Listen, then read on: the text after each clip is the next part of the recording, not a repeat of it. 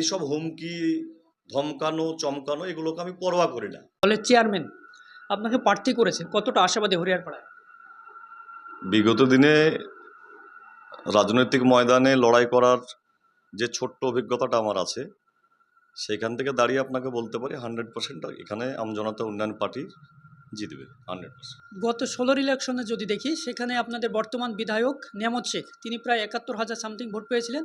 সেটা বেড়ে 2021-এর ইলেকশনে 1,02,000 সামথিং ভোট পেয়েছি। সেই জায়গায় দাঁড়িয়ে কতটা কঠিন মনে হচ্ছে বা কতটা পরিশ্রম করতে হবে আপনাকে যে তাদেরকে পরাজিত করে একটা নতুন সংগঠনকে সেই জায়গায় পৌঁছাতে? দেখুন, আমাদের নেতা জনাব হুমায়ুন কবির সাহেব, ওনার ছবিটা যদি আমার মাথার উপরে রেখে দিই, মানুষের কাছে যে গ্রহণযোগ্যতা, যে ইমেজ বেড়েছে, সেই জায়গায় দাঁড়িয়ে দুর্নীতিগ্রস্ত সরকার তৃণমূল কংগ্রেস ওনাদেরকে প্রত্যাখ্যান করবে। প্রত্যাখ্যান করে হুমায়ুন সাহেবের দলকে শক্তিশালী করে তুলবে।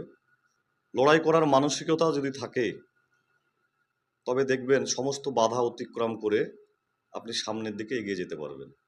তাই আগামী দিনে কত ভোট পেয়েছিল বা কত পায়নি সেটা আমার কাছে বড় কথা নয়। বড় কথা হচ্ছে হরিহরপাড়া ব্লকে দুর্নীতির যে পরিমাণ বেড়েছে, যেমন আপনি ভোট পার্সেন্টেজের কথাও বললেন, উল্টো দিকে কিন্তু দুর্নীতির পরিমাণও প্রচুর বেড়েছে। সেই জায়গা থেকে মানুষ মুখ ফিরিয়ে নিয়েছে, ফলে জনতা উন্নয়ন পার্টিকে সমর্থন করছে। জেতাটা শুধু সময়ের অপেক্ষা। তৃণমূল কংগ্রেসে দেখছি তাদের প্রার্থী নিয়ে একটা বিভ্রান্ত আসছে, যে গতকালকের কথা যদি বলি, জলঙ্গিতে প্রতিবাদ নিয়ে নেমেছিল, পথে নেমেছিল যে আমাদের স্থানীয় প্রার্থী চাই, বহিরাগত প্রার্থী চাই না বলে। তো সেইটা কীভাবে? দেখুন, তৃণমূল কংগ্রেসে যারা আছে বা যারা আজকে বিক্ষোভ দেখাচ্ছে, তারা প্রত্যেকেই চাওয়া পাওয়ার স্বাদটা তো খুব বেশি পেয়ে গেছে।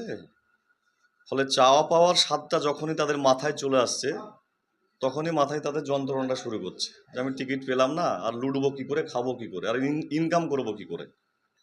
বুঝতে পারলেন? তো হরিহরপাড়া ব্লকেও আপনাকে দায়িত্ব নিয়ে বলছি, একই বিষয় সর্ব ব্লকে আছে মুর্শিদাবাদ জেলার। এবং হুমায়ুন সাহেব অন্যায়ের প্রতিবাদ করেই দল থেকে বেরিয়ে এসেছিলেন। তো হরিহরপাড়া ব্লকেও দেখবেন কি ঘটবে আর কিভাবে ভেতর নষ্ট হয়ে যাবে, যেদিন গণনা হবে সেদিন তৃণমূল কংগ্রেস বুঝতে পারবে। কিছুদিন আগে থানায় অভিযোগ দায়ের করেছিলেন যে হুমায়ুনপুর অঞ্চলের আপনাদের অঞ্চল সভাপতিকে হুমকি দেওয়া হয়েছিল এবং তাকে মারধর করা হয়েছিল। সেই জায়গায় দাঁড়িয়ে আগামী ইলেকশনে শাসক দলের বিরুদ্ধে লড়া কতটা প্রস্তুত আপনি? যে সরকার বিরোধী রাজনীতি করলে যে বিষয়গুলো ভেসে আসে, আক্রমণ, কি জানি মানুষ আমাকে এত ভালোবাসে, সেই আক্রমণগুলোকে আমার খুব নরম মনে হয়েছে।